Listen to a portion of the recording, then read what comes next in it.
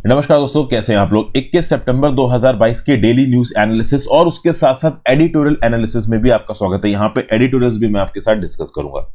Important news कौन कौन सी है, तो हमारे नेवी चीफ ने बोला है कि चाइना एक बहुत बड़ा चैलेंज है हमारे सामने ओवरऑल नेशनल सिक्योरिटी के पर्सपेक्टिव से देखा जाए तो, खासकर इंडियन ओशन रीजन में। तो इंडियन ओशन रीजन में किस प्रकार से चाइना इंडिया के अगेंस्ट ओवरऑल डिफेंसेस माउंट कर रहा है, इसके बारे में बात करेंगे। फिर केंद्र की सरकार के बिहाफ पे अटॉर्नी जनरल साहब ने सुप्रीम कोर्ट में सबमिट किया है कि इकोनॉमिकली वीकर सेक्शन का 10% कोटा लाने से ना एससी ना एसटी और ना ही सोशली एजुकेशनल बैकवर्ड क्लासेस के राइट्स इफेक्ट होते हैं। ये कौन से बेसिस पे बोल रहे हैं, इसको देखेंगे। फिर 3 ईस्टर्न स्टेट्स में वेस्ट बंगाल, आपका उड़ीसा, यहां पे ओवरऑल काफी बवाल हुआ है। कुर्मी कम्युनिटी यहां पे आंदोलन कर रही है चूंकि इनको शेड्यूल्ड ट्राइब की कैटेगरी में नहीं जोड़ा गया रिसेंटली जो लिस्ट में अमेंडमेंट हुआ है, इसकी बात करेंगे। फिर हरियाणा सिख गुरुद्वारा मैनेजमेंट एक्ट 2014 में जो हरियाणा में लाया गया था, इसको लेके कुछ लोग सुप्रीम कोर्ट में चले गए कि ये एक्ट अनकॉन्स्टिट्यूशनल है, लेकिन सुप्रीम कोर्ट ने बोला है कि एक्ट कॉन्स्टिट्यूशनल है। ये एक्ट ऐसा क्या करता है, सुप्रीम कोर्ट के क्या व्यू पॉइंट्स है, इसको समझने की कोशिश करेंगे।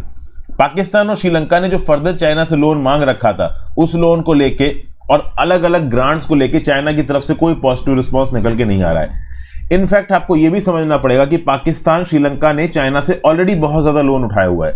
अब अगर पाकिस्तान श्रीलंका आईएमएफ से लोन उठाएंगे तो आईएमएफ को लोन किस प्रकार से चुकाएंगे, यह भी बताना पड़ेगा। अभी आईएमएफ को लोन चुकाएंगे तो चाइना से जो पहले लोन ले रखा था उसको धीरे धीरे चुकाना पड़ेगा। तो जब तक चाइना एश्योरेंस नहीं देता तब तक आईएमएफ भी लोन पूरे खुल के नहीं दे सकता है। इस पूरी न्यूज को समझने की कोशिश करेंगे। और यूएन प्रोब की जो कमेटी बनाई गई थी वेनेजुएला में ह्यूमन राइट्स क्राइम को लेके, उसने अपनी रिपोर्ट में यह बोला है कि वेनेजुएला की स्टेट अथॉरिटीज ने गलत तरीके से लोगों को दबाया है, ह्यूमन राइट्स के अगेंस्ट काम किया है। इसको देखेंगे। एडिटोरियल्स में positioning India in a chaotic world, India की फॉरेन पॉलिसी से रिलेटेड एक आर्टिकल है, इसकी बात करेंगे। फिर जो अगला आर्टिकल है वो है reforms in the task of getting teachers on board. तो बेसिकली टीचर्स को, ये एक्चुअली में बात हो रही है आंध्र प्रदेश की वाइस जगनमोहन रेड्डी जी की सरकार ने कुछ स्टेप्स लिए तो उसको लेके बातचीत हो रही है। ये क्या है, इसको देखेंगे।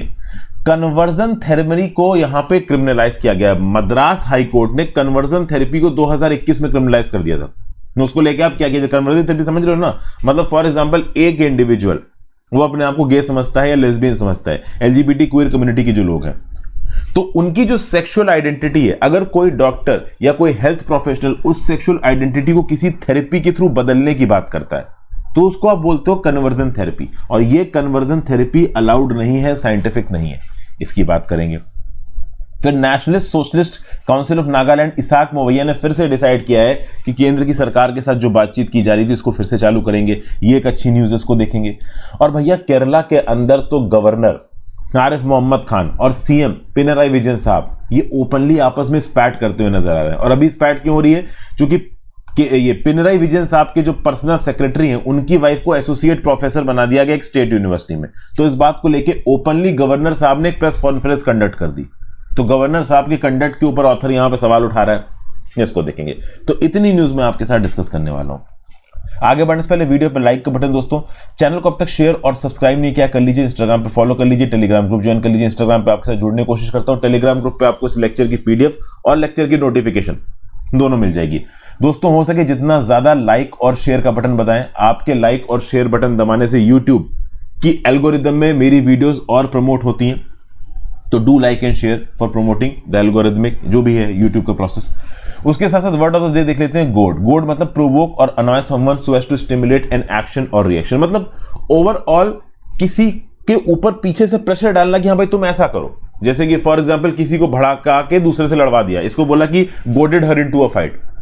पीएफआई ने स्टूडेंट्स को हड़काया और बोला कि हिजाब पहन के जाओ। तो केरला के अंदर और साउदर्न स्टेट्स के अंदर अक्सर का न्यूज निकल के आती है कि पीएफआई मुस्लिम वुमेन और मुस्लिम बच्चों को कह रहा है कि नहीं भाई ये हिजाब पहन के जाना स्कूल, ऐसे मत चले जाना बेयर हेडेड। तो इसको आप बोलते हो गोडेड, मतलब पीछे से प्रेशर डाल के, प्रोवोक करके या डरा के या एनॉय करके किसी से कोई एक स्पेसिफिक काम करवाना, इसको आप गोल्ड बोलते हैं। चलिए पहली news, China remains formidable challenge says navy chief. GS paper 3 security challenges in border areas में न्यूज आपको काम आएगी।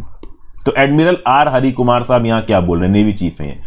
Eight any point we have anything between 5 to 8 Chinese navy units. ये वॉरशिप भी हो सकते हैं, ये रिसर्च वेसल भी हो सकते हैं, ये फिशिंग वेसल्स भी हो सकते हैं जो कि इंडियन ओशन रीजन में प्रेजेंट होते हैं। तो मतलब इंडियन ओशन रीजन में एक समय पे कम से कम चाइना के 5 से 8 नेवी यूनिट्स होते ही होते हैं। वो रिसर्च वेसल होगा, वो वॉरशिप होगा, वो स्टेल्थ फ्रिगेट होगा, वो फिशिंग वेसल होगा। तो इसी कंटेक्स्ट में देखा जाए तो एंटी पायरेसी ऑपरेशंस के नाम पे चाइना एक बड़ी क्वांटिटी में अपनी नेवी यूनिट्स को इंडियन ओशन रीजन में घुमा रही है। और ये जो नेवी यूनिट्स है चाइना की, ये बहुत सारी रशियन मेड इक्विपमेंट से बनी हुई है। तो इन नेवी यूनिट्स को फिर से रिकुपरेट करने के लिए, फिर से रीफैब्रिकेट करने के लिए, इनको बनाने के लिए, इनकी मैन्युफैक्चरिंग के लिए रशिया से भी जो इक्विपमेंट्स है, सप्लाईज है, वो रेगुलरली चाइना के पास आती रहती। कई बार तो यह भी बोला गया है कि डेली के बेसिस पे चाइनीज नेवी और इंडियन नेवी के बीच में कंपटीशन होता है। कई बार लिमिट्स टेस्ट होती हैं, एक हद तक बातें आगे बढ़ जाती हैं, लेकिन बस फुल फ्लेज्ड वॉर ना हो, कन्फ्रंटेशन ना हो, वहां पे बात आके रुक जाती है। ये नेवी में भी हो रहा है। ऐसा नहीं कि सिर्फ लाइन ऑफ एक्चुअल कंट्रोल पे हो रहा है कि उस तरफ चाइना के 50,000 सोल्जर्स, इस तरफ 50,000 सोल्जर्स। नेवी डोमेन में भी अक्सर कर ऐसा होता है कि लिमिट्स तक ये नेवियां आपस में टकराने को हो जाती हैं, बस वॉर वाली सिचुएशन ना हो जाए तो एंड टाइम पे रुक जाते। तो मैरीटाइम डोमेन में भी हमारे पास चाइना से चैलेंज है। उसके साथ साथ वेस्ट की तरफ ही जो पाकिस्तान है, भले पाकिस्तान आज की डेट में कंगाल हो रखा है पैसों के मामले में, लेकिन उसके बाद भी उन्होंने अपने मिलिट्री मॉडर्नाइजेशन पे खर्चा किया है। तो अपने आप में इंडिया के लिए एक बहुत बड़ा चैलेंज है चाइना और पाकिस्तान दोनों को एक साथ टैकल करना।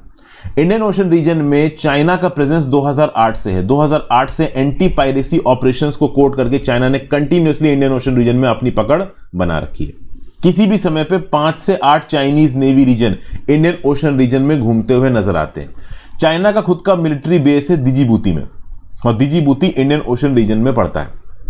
श्रीलंका, म्यांमार, पाकिस्तान, हर जगह पे अपने बेसेस बना रखे हैं चाइना के अंदर। नेवी चीफ का यह बोलना है कि इंडिया के जो भी प्लान्स है डेवलपमेंट के, मिलिट्री रिफैब्रिकेशन के, वो किसी एक पर्टिकुलर कंट्री को टारगेट नहीं करते हैं, वो इंडियन नेशनल इंटरेस्ट को टारगेट करते हैं। मतलब नेवी चीफ ने यह जरूर बोला है कि हमको चाइना की तरफ से एक खतरा है, एक चैलेंज है, but at the same point of time हम जो भी तैयारी कर रहे हैं वो हम सिर्फ चाइना के लिए नहीं कर रहे हैं, हम अपनी ओवरऑल सिक्योरिटी के लिए कर रहे हैं। और ओवरऑल सिक्योरिटी में और भी बहुत से फैसेट्स जैसे कि पायरेसी, पाकिस्तानी एलिमेंट सब आ जाते हैं। अब बात की जाए इंडियन नेवी खुद इंडिजनाइजेशन में क्या कर रही है, तो एडमिरल हरि कुमार साहब का बोलना है कि 29 शिप्स जो कि पिछले 7 साल में कमीशन हुए इंडियन नेवी में, वो इंडिया में बनाए गए। 40 शिप्स जो अंडर कंस्ट्रक्शन, उसमें से 38 इंडियन शिपयार्ड में बनाए जा रहे हैं। 39 शिप्स कॉन्ट्रैक्ट कंक्लूजन में, मतलब एक बार उनका कॉन्ट्रैक्ट कंक्लूड हो गया तो उसके बाद भी उनको इंडिया के अंदर बनाया जाएगा। 2047 तक इंडिया का टारगेट है कि हम आत्मनिर्भर हो जाएंगे। समझ गए? यूक्रेन जंग के बारे में जब हरि कुमार साहब से पूछा गया तो हरि कुमार साहब ने बोला कि यूक्रेन जंग एक परफेक्ट एग्जाम्पल है जो हमें यह बताता है कि आप वॉर को शुरू तो कर सकते हो, बट उसको खत्म करना बहुत मुश्किल हो जाता है। कन्वेंशनल थ्रेट के साथ साथ टेररिज्म का threat, piracy, arms, drug dealing, illegal immigration, इसको भी काउंटर करने के लिए नेवी को अपनी कैपेबिलिटीज बढ़ाने की जरूरत है। फिर भाई ड्रैगन चैलेंज, मतलब चाइना के चैलेंज के रिस्पेक्ट में इंडिया कैसे उठ रहा है। अभी के लिए इंडियन नेवी के पास 130 वॉरशिप्स हैं, जिसमें स्टेल्थ फ्रिगेट्स को भी काउंट किया जा रहा है। चाइना के पास 500 है, मतलब चाइना से हम थोड़ा पीछे। हमारा टारगेट ये है कि हमारे पास 3 एयरक्राफ्ट कैरियर हो। अभी के लिए ऑपरेशनल है INS Vikramaditya. INS Vikrant on the way है, कमीशन हो गया है, बट ओवरऑल कुछ सी ट्रायल्स और कुछ वेपन्स ट्रायल्स, एयरफोर्स ट्रायल्स सब बचे हुए हैं। और उसके बाद एक और एयरक्राफ्ट कैरियर हम लेके आएंगे। एक आप कह लो बे ऑफ बंगाल के लिए होगा, एक आप कह लीजिए अरेबियन सी के लिए होगा, और एक रिजर्व का होगा। तो बेसिकली आप कह सकते हो कि इफेक्टिवली एक अभी ऑन ड्यूटी है हमारा एयरक्राफ्ट कैरियर, दूसरा कमीशन हो चुका है बट उसके ट्रायल्स चल रहे हैं, और तीसरा अभी प्लानिंग स्टेजेस में बनना शुरू नहीं हुआ है। तो जितना जल्दी बनेगा उतना बेहतर है। नीचे कमेंट बॉक्स में बताइए इस समय पे चाइना के पास कितने ऑपरेशनल वॉरशिप्स हैं, नीचे कमेंट बॉक्स में बताइए। फिर मजगांव डॉक्स में वाइजैक सेकंड क्लास डिस्ट्रॉयर बनाए जा रहे हैं, ठीक है ना। Shivalik follow on stealth frigates Mazagon dock में बनाए जा रहे हैं, ठीक है। S-400 air defence missile system है ही हमारे पास, ये भी नेवी की फील्ड में काम करेगा, ठीक है। स्कॉर्पियन सबमरीन है हमारे पास, बट ओवरऑल देखा जाए तो वॉरशिप्स और स्टेल्थ फ्रिगेट्स के मामले में हम चाइना से काफी पीछे हैं। कोशिश है कि हम इंडिजीनियस बेसिस पे लॉन्ग टर्म में स्टेल्थ फ्रिगेट्स बना के नेवी के फील्ड में अपने आप को 2047 तक आत्मनिर्भर कर सकें, ये सरकार का प्लान है। फिर अगली news, GS paper 2 government policies and issues arising. EWS quota does not erode rights of scheduled communities OBC। केंद्र की सरकार ने बोला है कि इकोनॉमिकली वीकर सेक्शन को जो 103वें अमेंडमेंट के थ्रू 10% कोटा दिया गया है, ये शेड्यूल कास्ट, शेड्यूल्ड ट्राइब्स और अदर बैकवर्ड क्लासेस के राइट्स को नहीं हटाता है। ये बात जनरल अटॉर्नी जनरल के वेणुगोपाल साहब ने कॉन्स्टिट्यूशनल बेंच, जिसको लीड कर रहे हैं chief justice of India U U Lalit साहब, उसके सामने सबमिट किए। क्या है, अभी 103 कॉन्स्टिट्यूशनल अमेंडमेंट एक्ट को चैलेंज किया गया और यह बोला गया कि आप पैसे के आधार पर, इकोनॉमिक्स के आधार पर, फाइनेंशियल स्टेटस के आधार पर जो रिजर्वेशन दे रहे हो गलत है। रिजर्वेशन हमेशा सोशल डिसएडवांटेज के आधार पर दिया जाएगा। तो यहां पे के वेणुगोपाल साहब कह रहे हैं कि यह बिल्कुल गलत है। ऑलरेडी हमारे देश के अंदर जो शेड्यूल्ड कम्युनिटीज हैं, SC ST OBC, इनको ऑलमोस्ट 50% रिजर्वेशन दिया जा चुका है। चाहे प्रमोशन हो, बहुत सारे अलग अलग डोमेन्स में SC STs OBCs को ऑलरेडी रिजर्वेशन दिया गया है। इवन पंचायत, म्युनिसिपल बॉडीज और लेजिस्लेटिव बॉडीज में प्रमोशंस तक में रिजर्वेशन है। तो ये बोल देना कि 50% रिजर्वेशन के बाद अगर हम इकोनॉमिक बेसिस पे 10% कोटा दे रहे हैं, इसमें भी SC STs को और OBCs को जगह मिलनी चाहिए, वो बिल्कुल गलत होगा। Weaker sections of the society को उठाना भी सरकार का टारगेट है और इसके लिए जो बेस्ट एग्जांपल कोट किया यहां पे के वेणुगोपाल साहब ने, वो ये है right to education act 2009, right of children to free and compulsory education 2009 में। आपको पता होगा दोस्तों, एक एक्ट आया था जिसके चलते यह बोला गया था कि सरकारी के साथ साथ जो प्राइवेट स्कूल हैं, प्राइवेट स्कूलों के अंदर भी जो 25% सीटें हैं वो गरीब बच्चों के लिए एलोकेट की जाएंगी और उसका खर्चा सरकार उठाएगी। तो प्राइवेट स्कूलों में भी कुछ % सीटें गरीब बच्चों के लिए एलोकेट की गई थी। वहां पे जो एलोकेशन था वो फाइनेंसेस के आधार पर था। एक बच्चे के पास अगर पैसे नहीं है, उस बेसिस पे वो स्कूल में एडमिशन ना ले पाए, ये नहीं चलेगा। अगर आपके पास पैसे नहीं है तो भी आपसे पढ़ाई लिखाई का अधिकार नहीं पूछा जा सकता। तो जब right of children to free and compulsory education act 2009 के अंदर स्कूलों में बच्चे को फाइनेंसेस के आधार पर एडमिशन दिया जा सकता है, तो हम रिजर्वेशन का कोटा इकोनॉमी के आधार पर क्यों नहीं दे सकते, फाइनेंसेस के आधार पर क्यों नहीं दे सकते? इस बात पे कोई डाउट नहीं है कि हिस्टोरिकली SC STs और OBC कम्युनिटी के अगेंस्ट अत्याचार हुए हैं और उन अत्याचारों को हटाने के लिए enough amount of reservation already दिया जा चुका है इन कम्युनिटीज को। वो रिजर्वेशन अभी भी है, आगे भी है, प्रमोशंस तक में रिजर्वेशन दिए गए। इसके बाद अगर आप ये बोलें कि 10% इकोनॉमिकली वीकर सेक्शन वाले कोटे में भी आप इनको इंक्लूड करो, वो बिल्कुल भी जस्टिफाइड नहीं होगा। वीकर सेक्शन केवल सोशल डिसएडवांटेज में नहीं होता है, पैसे की कमी एक बहुत बड़ी कमी होती है और ये मुझे आपको बताने की जरूरत नहीं है। अगर आपके पास पैसा नहीं है, आप डिसएडवांटेज फील करोगे, चाहे आप किसी भी कास्ट के हो, किसी भी धर्म के हो, किसी भी जेंडर के हो, किसी भी सेक्सुअल प्रेफरेंस के हो। तो ये बात केंद्र की सरकार की तरफ से यहां पे सबमिट की गई। देखिए, मैं अपनी पर्सनल राय दूं तो मेरे हिसाब से ये बिल्कुल सही है। इकोनॉमिक आधार पर देखिए यहां पे रिजर्वेशन देना चाहिए। हाँ, मेरा एक कंसर्न यहां जरूर है कि अगर आप इकोनॉमिक आधार पर रिजर्वेशन दे रहे हो तो आपके लिए वेरीफाई जरूर करना बहुत जरूरी है कि केवल गरीब बच्चों को रिजर्वेशन मिले। ये ना हो कि कोई अमीर आदमी अपनी कम इनकम दिखा के इकोनॉमिकली वीकर सेक्शन वाला कोटा ले जाए। अगर सच में इकोनॉमिकली वीकर सेक्शन के आधार पर कोटा मिल रहा है तो उन्हीं को मिलना चाहिए जो सच में गरीब है। अगर अमीर वाला गरीब बन के कोटे का फायदा ले गया तो इस 10% रिजर्वेशन का कोई भी फायदा नहीं होगा। बट केंद्र की सरकार ने तो यहां पे अपना व्यू पॉइंट दे दिया है कि भाई देखो, इकोनॉमिकली वीकर सेक्शन के आधार पे यहां रिजर्वेशन दिया गया है, SC ST OBCs को ऑलरेडी रिजर्वेशन मिल चुका है, तो उनको इस कैटेगरी में इंक्लूड नहीं किया जा सकता। आप बच्चों की इसके बारे में क्या राय है नीचे कमेंट बॉक्स में लिखिएगा। अपनी भावनाओं को कंट्रोल में रख के लिखिएगा, ठीक है ना। आपके पास रिजर्वेशन हो ना हो, उस बात को यहां पे जस्टिफाई मत करने लगिएगा कि भाई देखो उनके पास तो रिजर्वेशन है, हमारे पास नहीं है, या फिर हमारा ये है तो ये होना चाहिए, वो नहीं है। ये सब मत करना। As a bureaucrat, as a statesman अपने आप को इस पर्टिकुलर पोजीशन में बैठाल के इस कंटेक्स्ट में अपने व्यू पॉइंट दीजिए कि यहां पे सुप्रीम कोर्ट क्या जजमेंट देने वाला है। केंद्र की सरकार ने क्या सबमिट किया ये तो मैंने आपको बता दिया। फिर अगली news, GS paper on population and associated issues से। कुर्मी कम्युनिटी शेड्यूल्ड ट्राइब का स्टेटस मांग रही है, इनको मिला नहीं। रिसेंटली अगर आप देखो तो केंद्र की सरकार ने ये एक नई लिस्ट निकाली है। कैबिनेट ने यहां पे अप्रूवल दिया था, बहुत सारी कम्युनिटीज को छत्तीसगढ़, तमिलनाडु, हिमाचल प्रदेश और उत्तर प्रदेश में शेड्यूल्ड ट्राइब का दर्जा दिया गया, ठीक है ना। तो कुछ कम्युनिटीज को हिमाचल प्रदेश, उत्तर प्रदेश, छत्तीसगढ़, तमिलनाडु में शेड्यूल्ड ट्राइब का दर्जा दिया गया। ये कम्युनिटीज कौन सी है मैंने अपने करंट अफेयर्स में डिस्कस भी की थी। यहां पे उड़ीसा वेस्ट बंगाल की एक कम्युनिटी है, उड़ीसा वेस्ट बंगाल झारखंड की कुर्मी कम्युनिटी। इसको ये एक्सपेक्टेड था कि इनको भी 3 स्टेट्स में शेड्यूल्ड ट्राइब का दर्जा दिया जाएगा, बट एक्चुअली में कैबिनेट डिक्लेरेशन में दर्जा दिया नहीं गया। इसलिए 20 सितंबर को बड़ी तादाद में कुर्मी कम्युनिटी के लोग बाहर निकले और उन्होंने ईस्टर्न इंडिया में रेलवे ट्रैक्स में चक्का जाम कर दिया। इनका ये बोलना था कि हमें शेड्यूल ट्राइब का स्टेटस दो और हमारी जो भाषा है कुरमाली लैंग्वेज, इसको 8th schedule of the Indian constitution में जगह दीजिए। बताइए 8th schedule of the Indian constitution में इस समय पे कितनी भाषाएं आती हैं, कितनी लैंग्वेजेस आती हैं, नीचे कमेंट बॉक्स में बताओ। ओडिशा में भी ठीक ठाक बवाल हुआ है, वेस्ट बंगाल, झारखंड, ओडिशा तीनों जगह बवाल हुआ। ओडिशा में भी अगर आप देखो तो मयूरभंज डिस्ट्रिक्ट में रेल को एजिटेशन किए गए।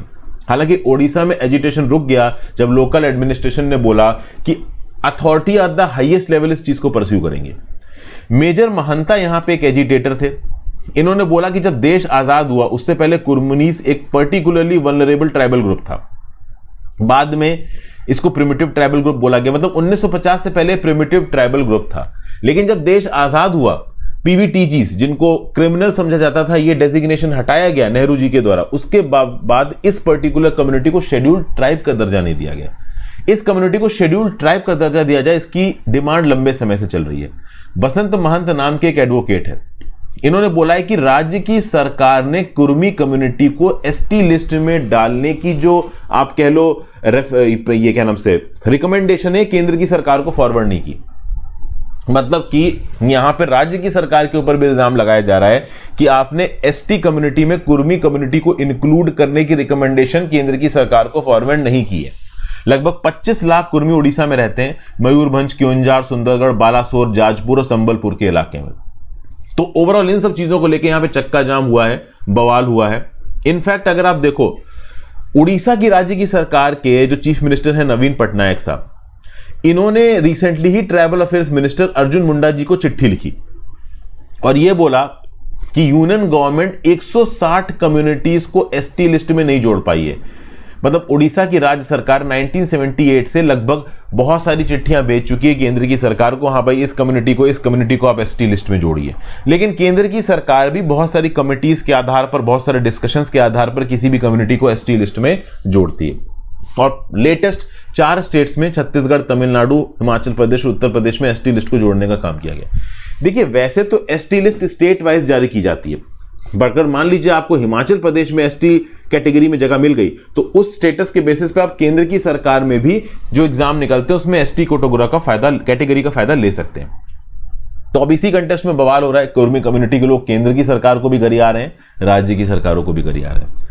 इसके साथ साथ 6 कम्युनिटीज आसाम में भी धमकी दे रही हैं, आदिवासी, चूतिया, कोच राजवंशी, मताक एंड मोरान ताई अहोम। तो ये जो आदिवासी ये CHUTIA, कोच राजवंशी, मताक और मोरान और ताई अहोम कम्युनिटी है, ये भी धमकी दे रही है कि हम जल्दी ही एक एजिटेशन लॉन्च करेंगे अगर हमारा नाम शेड्यूल्ड ट्राइब की लिस्ट में नहीं आता है तो कुर्मी कम्युनिटी यहां पे एजिटेशन कर रही है। साथ साथ आसाम की 6 कम्युनिटीज भी यहां पे धमकी दे रही है कि हम एजिटेशन करेंगे। मैं बता दूं कि ओडिशा, वेस्ट बंगाल और झारखंड में जो कुर्मी कम्युनिटी है अभी other backward classes OBC group में आती है, बट ये डिमांड कर रहे हैं ST कैटेगरी में आने की। अभी के लिए तो इनकी डिमांड फॉलो नहीं की गई, जो कि जब तक कैबिनेट अप्रूवल नहीं मिलता तब तक ओवरऑल यहां पे ये कम्युनिटी ST कैटेगरी में काउंट नहीं होगी। वैसे देखा जाए तो वेस्ट बंगाल सरकार ने जनवरी 2021 में एक एथनोग्राफिक स्टडी के आधार पर, यह ethnographic steady state cultural research institute द्वारा कराई गई थी, यह बोला था कि हां भाई आप कुर्मी कम्युनिटी को एसटी लिस्ट में इंक्लूड कर सकते हो। लेकिन उसके बाद भी अब तक ओवरऑल देखा जाए तो एसटी कम्युनिटी में कुर्मी को इंक्लूड नहीं किया गया। झारखंड सरकार सीएम अर्जुन मुंडा के अंदर भी रिकमेंड कर चुकी है कि एसटी लिस्ट में कुर्मी कम्युनिटी को जोड़ा जाओ। यही अर्जुन मुंडा अभी मिनिस्ट्री ऑफ ट्राइबल अफेयर्स है केंद्र की सरकार में। But for somehow reasons union government ने अभी के लिए कुर्मी, कुदमी, महतो कम्युनिटी को एसटीज ऑफ झारखंड में इंक्लूड नहीं किया। लेट्स सी आगे आने वाले समय में क्या सरकार करती है, वो आगे आने वाले समय में पता चलेगा। Next GS paper 2 judiciary. Supreme court upholds validity of Haryana Sikh gurdwara management act. तो हरियाणा सिख गुरुद्वारा मैनेजमेंट एक्ट 2014 में लाया गया था। इस पर्टिकुलर एक्ट के थ्रू हरियाणा के अंदर जितने भी हिस्टोरिकल गुरुद्वारास हैं, चाहे उन गुरुद्वारास की इनकम 20 लाख से कम हो चाहे 20 लाख से ज्यादा हो, उनका मैनेजमेंट सिख के हाथों में होगा। समझ गए? और ये जो पर्टिकुलर नियम कानून था हरियाणा सिख गुरुद्वारा मैनेजमेंट एक्ट 2014, ये हरियाणा की राज्य सरकार ने बनाया था। और इस पर्टिकुलर एक्ट के हिसाब से सिख माइनॉरिटी ही हरियाणा के अंदर जितने भी सिख गुरुद्वारे हैं उनका मैनेजमेंट करेगी। अब इस बात को लेके कुछ पिटिशनर्स कहां पहुंच गए, सुप्रीम कोर्ट में पहुंच गए और उन्होंने बोला कि जो हरियाणा सिख गुरुद्वारा मैनेजमेंट एक्ट 2014 ये अनकॉन्स्टिट्यूशनल है। इस प्रकार का एक्ट राज्य की सरकार लागू नहीं कर सकती, केंद्र की सरकार लागू कर सकती है। इस प्रकार के एक्ट से जो सिख हैं एक स्टेट के अंदर वो आपस में बंट जाएंगे। तो इन सब आधारों पर कुछ पेटिशनर्स ने चैलेंज किया है हरियाणा सिख गुरुद्वारा मैनेजमेंट एक्ट 2014 को। सुप्रीम कोर्ट ने बोला कि नहीं भाई, अगर राज्य की सरकार ऐसा कोई नियम कानून निकाल रही है हरियाणा सिख गुरुद्वारा मैनेजमेंट एक्ट 2014 जिसके चलते जितने भी सिख गुरुद्वारास हैं उनका मैनेजमेंट सिख कम्युनिटी के अंदर आता है थ्रू अ ज्यूरिस्टिक एंटिटी, तो ये कॉन्स्टिट्यूशन का वायलेशन नहीं है। ये राइट आर्टिकल 25 और 26 के अंदर सेफ गार्डेड है और राज्य की सरकार इस प्रकार का नियम कानून बना सकती है according to its jurisdiction mentioned in list 2 of the 7th schedule.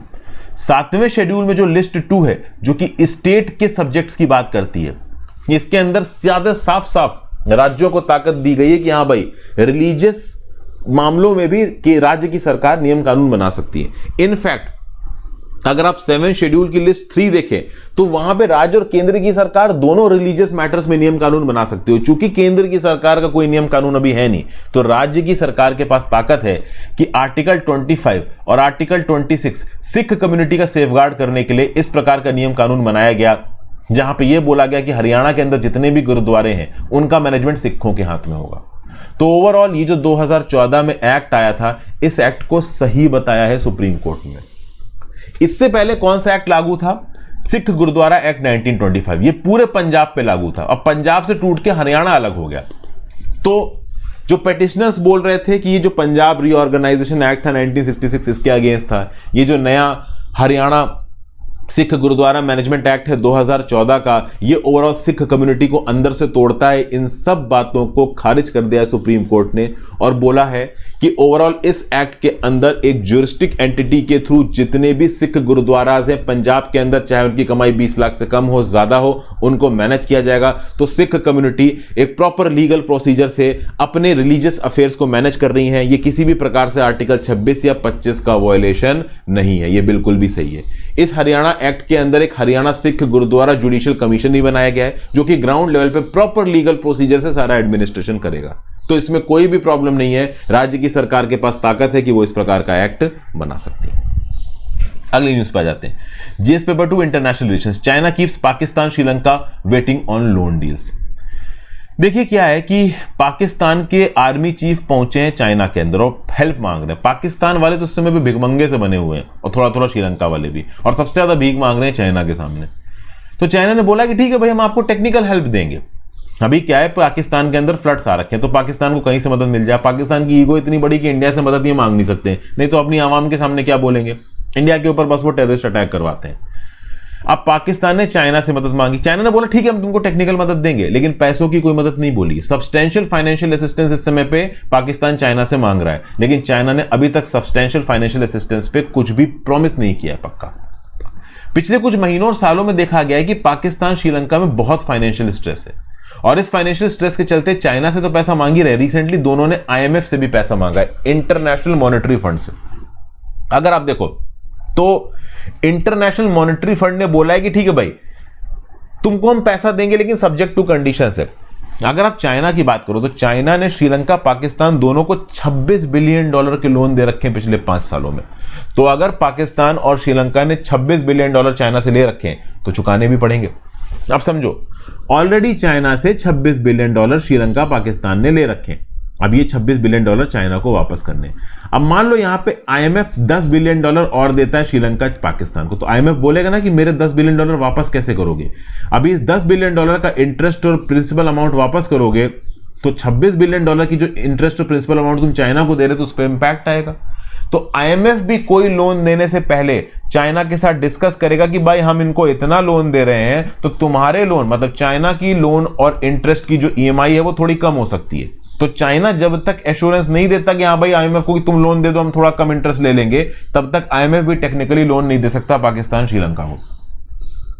China media का यह बोलना है कि $57 मिलियन का रिलीफ सप्लाई हम ऑलरेडी भेज चुके हैं पाकिस्तान को।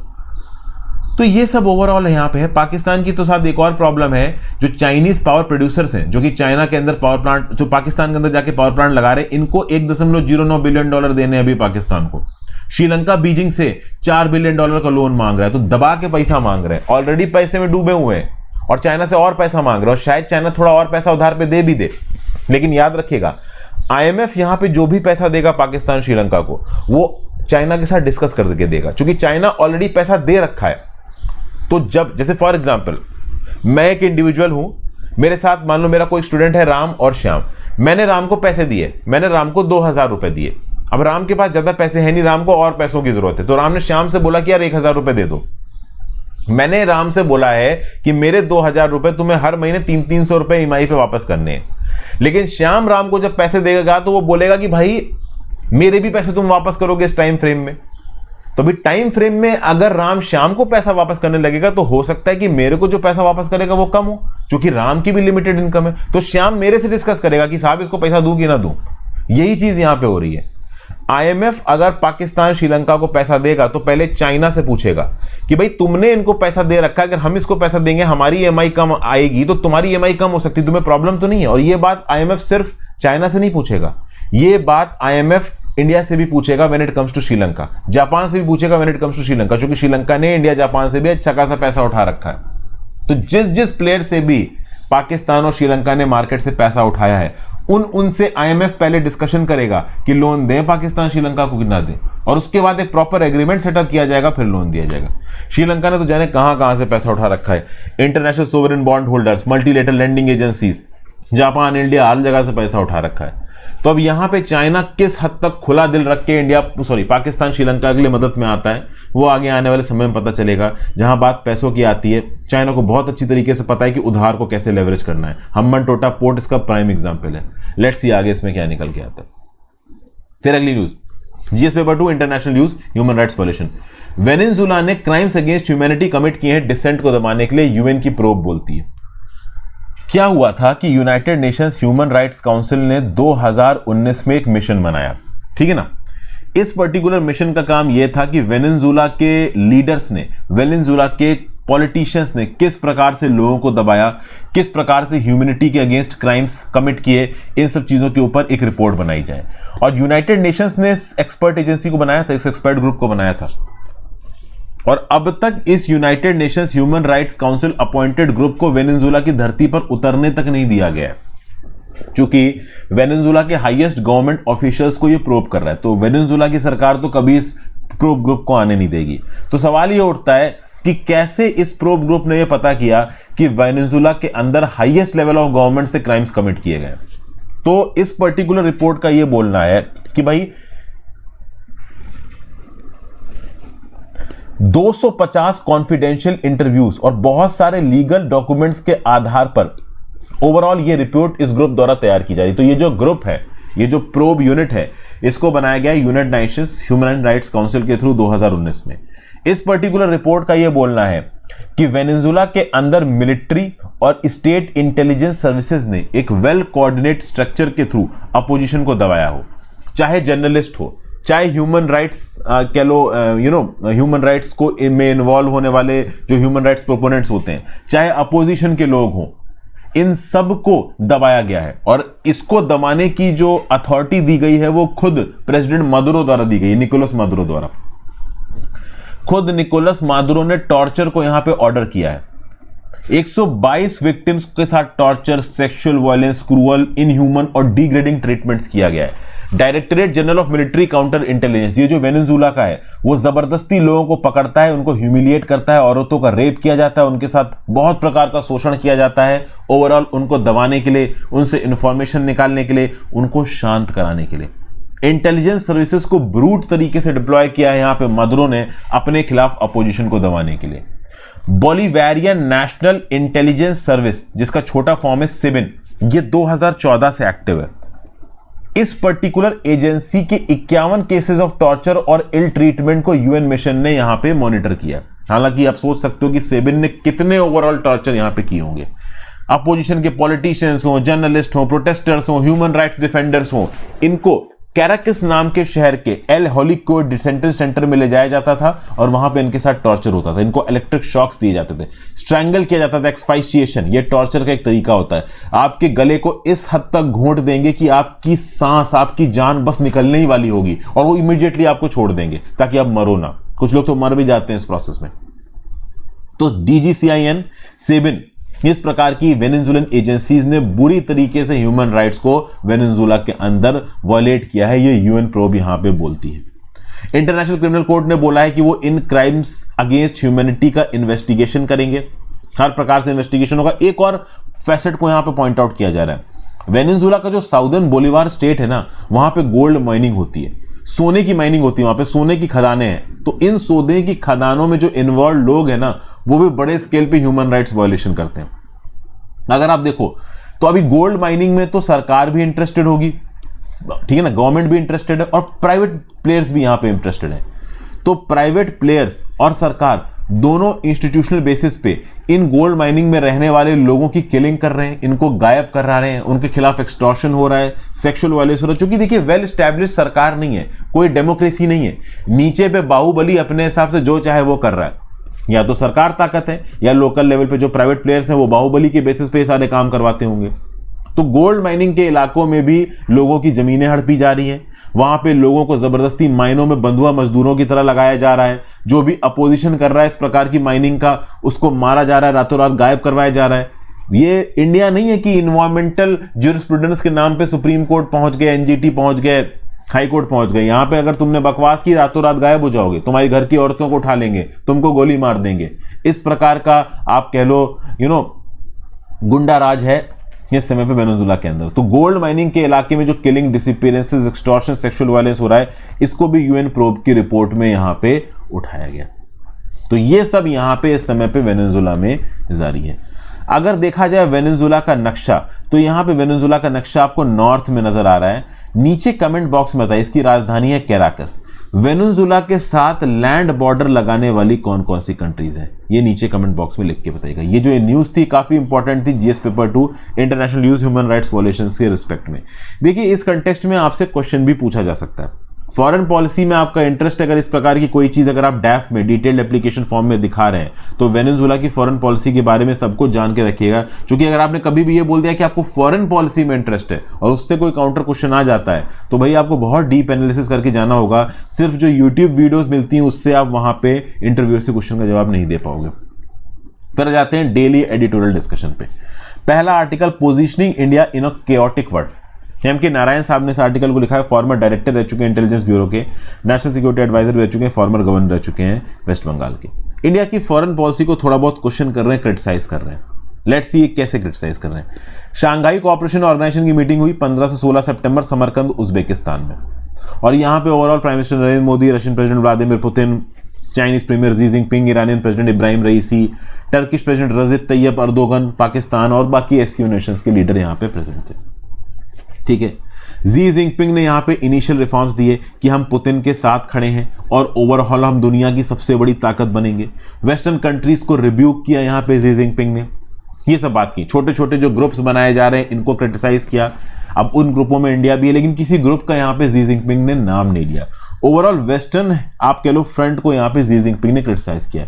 इनफैक्ट आप ये समझ सकते हो कि चाइना और रशिया इस ग्रुप को एक एंटी वेस्ट ब्लॉक की तरह इस्तेमाल कर रहे थे, लेकिन उनको यह भी पता है कि इस ग्रुप में इंडिया एक मेंबर है जो कि बहुत हद तक प्रो वेस्ट है।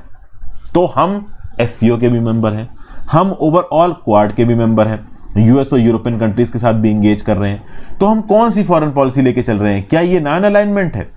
तो एम.के. नारायण साहब इस पर्टिकुलर इंडिया की फॉरेन पॉलिसी को new version of non alignment बोल रहे हैं। ये एक नया वर्जन है नॉन अलाइनमेंट का। नॉन अलाइंड वर्जन को हमारा जो इस समय की सरकार ज्यादा मानती नहीं है। एस जयशंकर साहब ने तो ओपनली अपनी किताब में बोला है, हमारे मिनिस्टर ऑफ एक्सटर्नल अफेयर्स हैं, कि नॉन अलाइंड वाली जो स्ट्रैटेजी है इंडिया की वो फेल हो चुकी थी।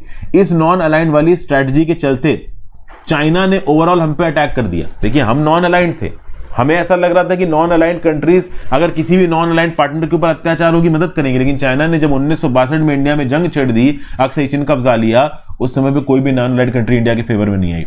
उस समय पे इंडिया ने फॉरेन पॉलिसी के फील्ड में एक बहुत इंपॉर्टेंट लेसन सीखा, और वो लेसन ये था कि आप नॉन अलाइंड हो, लेकिन अपने स्ट्रेटेजिक इंटरेस्ट को सेफगार्ड करने के लिए आपको मल्टीलेटरल लेवल्स पे इंगेजमेंट भी करने पड़ेंगे। आप सीधे सीधे बोलोगे हम सबसे अलग हैं और हम किसी के पचड़े में इन्वॉल्व नहीं है, ये बोलोगे, कल की डेट में आपके ऊपर कोई पचड़ा हो गया तो कोई भी मदद के लिए नहीं आएगा। इसलिए इंडिया ने अपनी नॉन अलाइंड की स्ट्रेटजी को बदला। अब इंडिया अलग अलग हेड्स पे अलाइन हो रहा है, एससीओ के साथ भी अलाइन हो रहा है, वेस्ट के साथ भी अलाइन हो रहा है। चाइना को बहुत अच्छी तरीके से पता है कि अगर चाइना मिलिट्री एग्जैगरेशन करता है इंडियन बॉर्डर पे तो इंडिया तो रिस्पॉन्ड करेगा ही करेगा। बैक एंड से इंडिया के पास यूएस और बाकी कंट्रीज से मदद आएगी, और यूक्रेन को जिस प्रकार की मदद मिली है यूएस से बैक एंड पे, अगर इस प्रकार से इंडिया को मिल गई चाइना के वॉर के अगेंस्ट, तो चाइना की खटिया खड़ी हो जाएगी, बर्बाद हो जाएगा चाइना। इस बात को चाइना जानता है। इसलिए इंडिया की जो फॉरेन पॉलिसी है ना मल्टीलेटरल पे एंगेज करने की, वो कहीं ना कहीं थोड़ी हद तक तो सक्सेसफुल है। सीधे सीधे तो चाइना की औकात नहीं है कि वो इंडिया से लड़ जाए, लेकिन फिर भी ओवरऑल एमके नारायण साहब कुछ दबे शब्दों में ओवरऑल बुराई कर रहे हैं इंडिया की फॉरेन पॉलिसी की। क्यों? क्या है कि रशियन इन्वेजन ऑफ यूक्रेन को लेके इंडिया के जो स्टेटमेंट्स रहे हैं वो कोई बहुत ज्यादा सिग्निफिकेंट नहीं रहे, ऐसा ये बोल रहे हैं। इंडिया डेमोक्रेसी डायलॉग डिप्लोमेसी की बात करता है तो उसके थ्रू रशिया को थोड़ा बहुत रिब्यूक कर देता है। जब इंडियन स्टूडेंट्स को रशिया यूक्रेन से निकालने की बात थी, उसके लिए दोनों कंट्रीज को थैंक यू बोला इंडिया ने। तो इंडिया यहां पे एक बैलेंस स्थापित करने की कोशिश कर रहा है, जबकि रशिया यूक्रेन का वॉर इतने गंदे प्रोपोर्शंस ले चुका है कि बैलेंस स्थापित करना काम नहीं आने वाला है। यहां पे आपको एक कमजोर कंट्री की तरह देखा जाएगा जो किसी भी चीज के ऊपर डिसीजन नहीं ले पा रहा है। वहीं पे जब बात आती है ईरान के साथ इंगेज करने की, जब बात आती है अफगानिस्तान के साथ इंगेज करने की, तो अफगानिस्तान के साथ हमने इंगेजमेंट शुरू किया बट थोड़ा डिलेड इंगेजमेंट शुरू किया गया। चाइना, पाकिस्तान, रशिया जैसी कंट्रीज ने तो अपनी एम्बेसी को अफगानिस्तान से बाहर निकाला ही नहीं। तो जो इंडिया का इन्वॉल्वमेंट था अफगानिस्तान के साथ वो एक्टिव नहीं था, थोड़ा सा पैसिव देखा जा रहा है यहां पे। और इस पैसिविटी के चलते हम चाबहार कनेक्टिविटी प्रोजेक्ट को बहुत ज्यादा डेवलप नहीं कर पाए। हम यूएस के सैंक्शंस को हमने फॉलो किया, जब हमने यूएस के सैंक्शंस को फॉलो किया हमारे ईरान के साथ रिश्ते बिगड़े, ईरान के साथ रिश्ते बिगड़े तो तेल तो हमारे पास ईरान से आना बंद हुआ ही हुआ। प्लस ये जो चाबहार कनेक्टिविटी प्रोजेक्ट था, बंदर अब्बास के थ्रू INSTC का जो एक्सेस था, सेंट्रल एशियन नेशंस का जो एक्सेस था, वो भी हमारे लिए थोड़ा मुश्किल हुआ। थोड़ा बहुत ईरान को भी लगा कि इंडिया के ऊपर लॉन्ग टर्म में बैंक नहीं किया जा सकता, और चाइना के साथ $400 बिलियन की डील साइन की ईरान ने। तो ये सब पॉलिसी ये बताती हैं कि नो डाउट इंडिया की फॉरेन पॉलिसी मल्टीलेटरल लेवल पे एंगेजमेंट कर रही है, but at the same point of time ये इतनी कॉम्प्रिहेंसिव नहीं है कि इंडिया के डोमेस्टिक और इंटरनेशनल इंटरेस्ट को कंसोलिडेटेड एक स्ट्रांग तरीके से सबके सामने रख सके।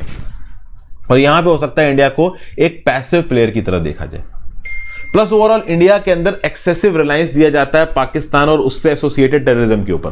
पाकिस्तान के ऊपर ध्यान लेके जाओ, उससे एसोसिएटेड टेररिज्म की यादों को इंडिया की जनता में जिंदा रखो, ताकि इंडिया के लोग इस बात पे खुशी रहे कि हम पाकिस्तान के अगेंस्ट बहुत कुछ कर रहे हैं। लेकिन ये लॉन्ग टर्म में इंडिया की फॉरेन पॉलिसी को इफेक्ट मतलब मदद नहीं करेगा। हमें सिर्फ पाकिस्तान एसोसिएटेड अपनी फॉरेन पॉलिसी नहीं रखनी है। दुनिया में इंडिया का स्टैचर इतना ऊपर बढ़ चुका है कि रीजनल इंटरनेशनल टेंशंस में भी इंडिया को भी अपने व्यू पॉइंट देने की जरूरत है, नए पैटर्न्स इवॉल्व करने की जरूरत है, कन्फ्लिक्टिंग ब्लॉक्स के अंदर अपनी आइडियोलॉजी को एसर्ट करने की जरूरत है।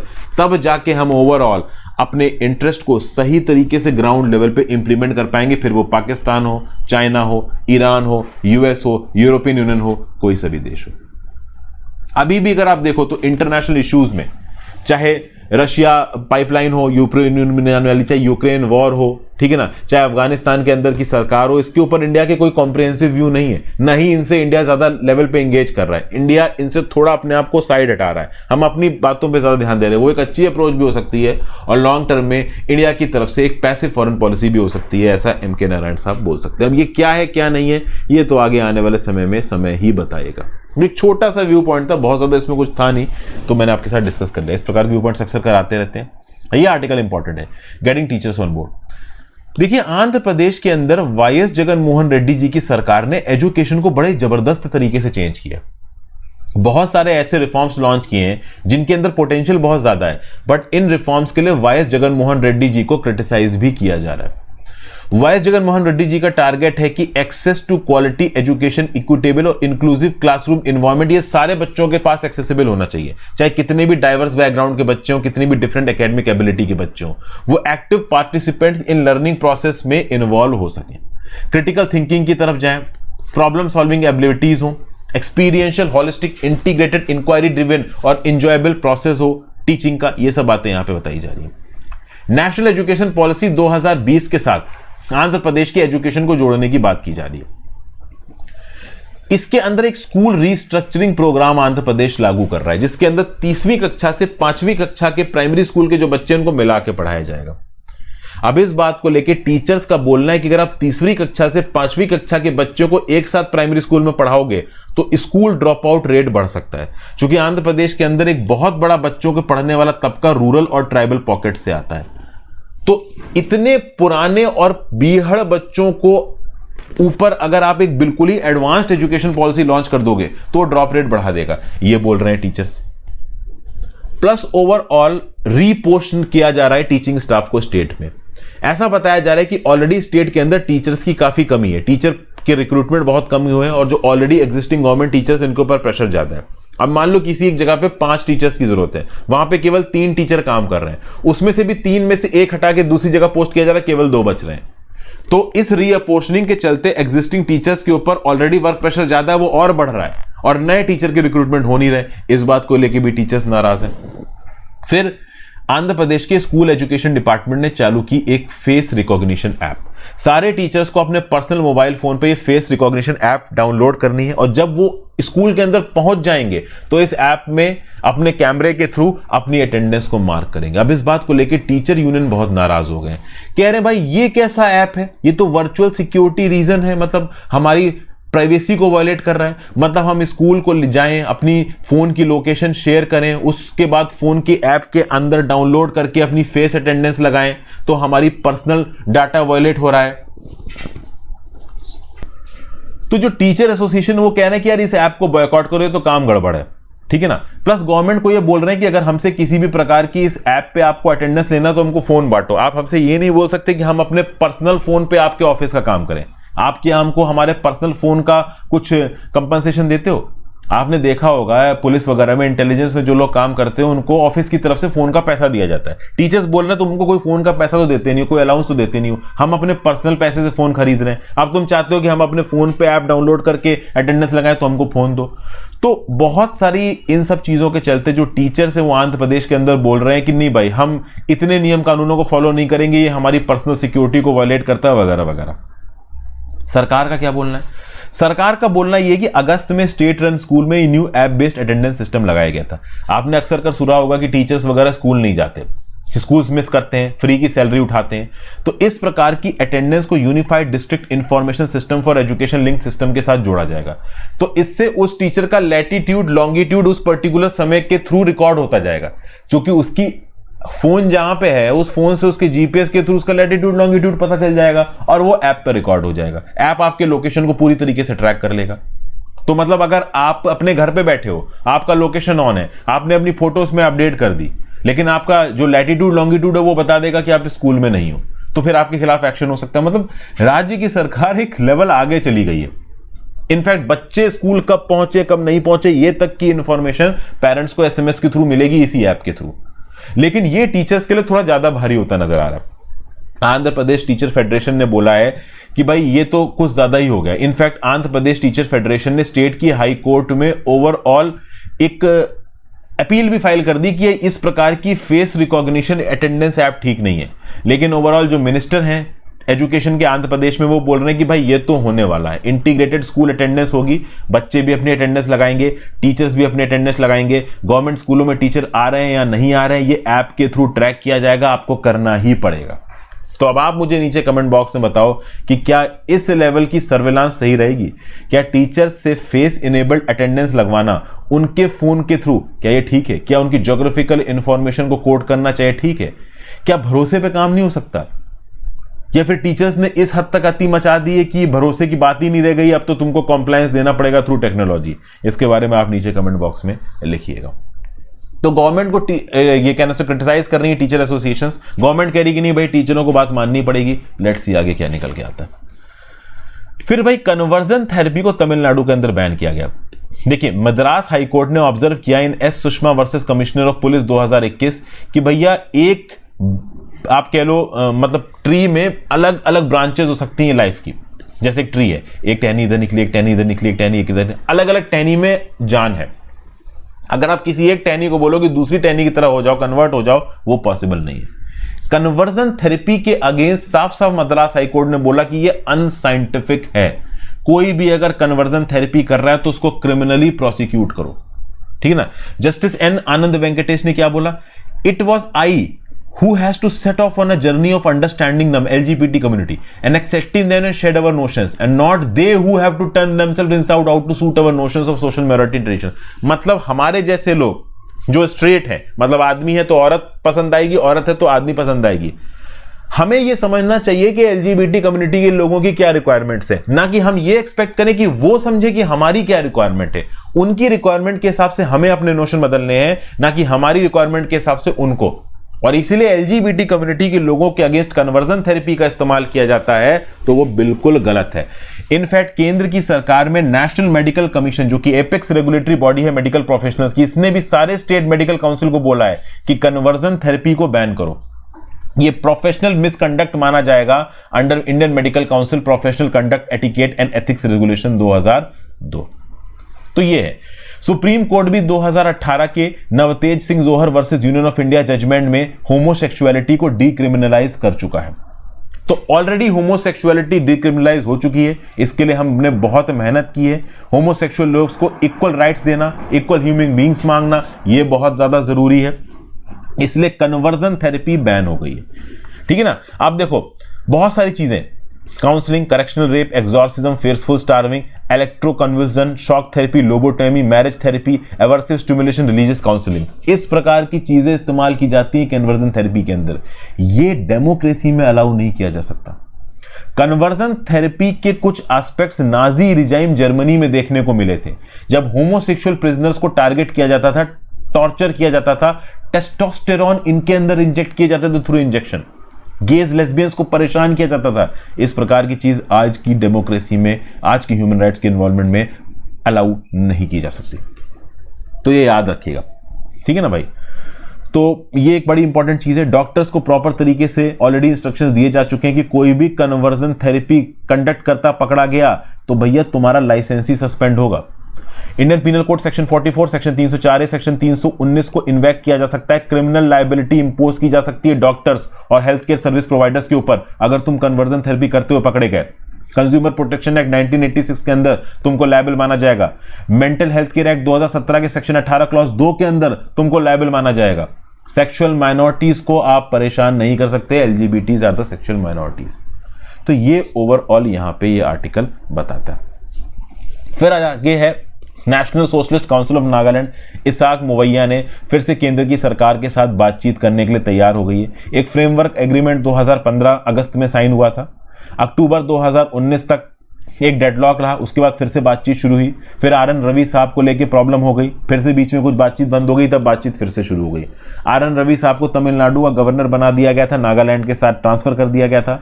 भारत सरकार के साथ प्रॉब्लम यह है कि nationalist socialist council of Nagaland Isak Muivah के अलावा बहुत सारे और नागा पॉलिटिकल ग्रुप्स हैं जो कि NSCN के एम्बिट के अंदर नहीं आते। भारत सरकार इस नागा पॉलिटिकल इशू का एक कंसोलिडेटेड रेजोल्यूशन चाहता है। उसके लिए भारत सरकार के लिए बहुत ज्यादा जरूरी है कि सारा नागा प्लेयर्स के साथ एक साथ बैठ के बात की जाए, लेकिन इनको एक साथ एक ब्रैकेट के अंदर, एक अम्ब्रेला के अंदर ला पाना भी अपने आप में मुश्किल बात है। प्लस ओवरऑल ये जो नागालिम की डिमांड की जा रही है ये प्रैक्टिकली पॉसिबल नहीं है। नागालैंड दूसरे स्टेट्स का इलाका नागालिम के नाम पे अपने पास नहीं ले सकता। प्लस नागालैंड और NSCN की जो डिमांड है कि इनको एक सेपरेट कॉन्स्टिट्यूशन मिले, सेपरेट फ्लैग मिले, ये भी देखिए यहां पे पॉसिबल नहीं है। तो थोड़ा तुम झुको थोड़ा हम झुके वाला प्लान है। सब कुछ NSCN इसाक मुवैया के हिसाब से नहीं हो सकता। लेट्स सी आगे क्या निकल के आता है। फिर भाई आरिफ मोहम्मद खान जो कि केरला के गवर्नर हैं और केरला के CM पिनराई विजयन साहब के बीच में कुछ प्रॉब्लम हो गई। एक्चुअली में हुआ यह है कि पिनराई विजयन के जो प्राइवेट सेक्रेटरी हैं इनकी वाइफ को एसोसिएट प्रोफेसर बना दिया गया कन्नूर यूनिवर्सिटी का।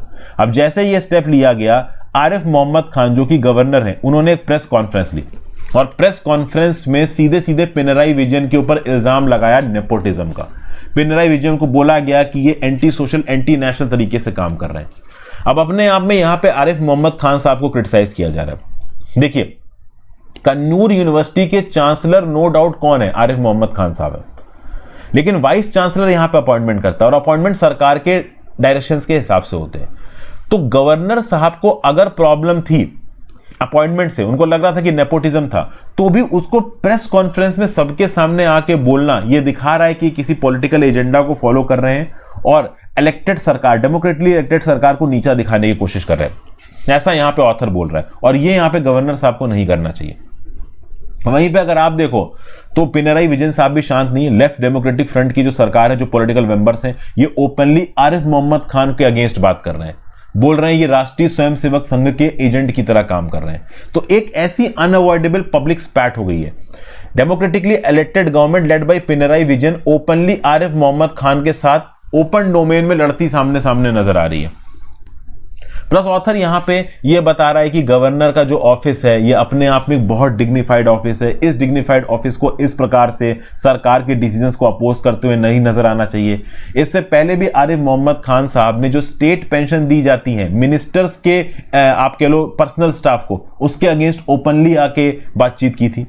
लोकायुक्ता में जो यूनिवर्सिटी अपॉइंटमेंट को लेकर करप्शन हो रहा है, इसको आरिफ मोहम्मद खान साहब ने ओपनली दिखाया। तो बेसिकली आरिफ मोहम्मद खान साहब इस समय पे democratically elected government of Kerala lead by Pinarayi Vijayan के अगेंस्ट बहुत ज्यादा ओपन हो गए और इसके चलते ओवरऑल अगर आप देखो तो एक पब्लिक स्पैट होती नजर आ रही है। इस प्रकार से इलेक्टेड सरकार और गवर्नर के बीच में पब्लिक स्पैट होना ये डिग्निटी को नहीं दर्शाता, बट फिर भी ये हो रहा है। It is quite unfortunate. Let's see इस चीज को कैसे रिजॉल्व किया जाता है। तो आज के एडिटोरियल डिस्कशन में इतना ही दोस्तों। आई होप आपको कुछ ना कुछ सीखने को मिला। अपने व्यू पॉइंट नीचे कमेंट बॉक्स में देके जाइएगा, इंस्टाग्राम पे फॉलो कर लीजिएगा, टेलीग्राम ग्रुप ज्वाइन कर लीजिएगा। थोड़ा सा लेट है बट ओवरऑल बेस्ट चीज मैंने आपको कम समय में देने की कोशिश की। Have a great day friends, goodbye, ध्यान रखिए अपना, पढ़ते लिखते रहिए।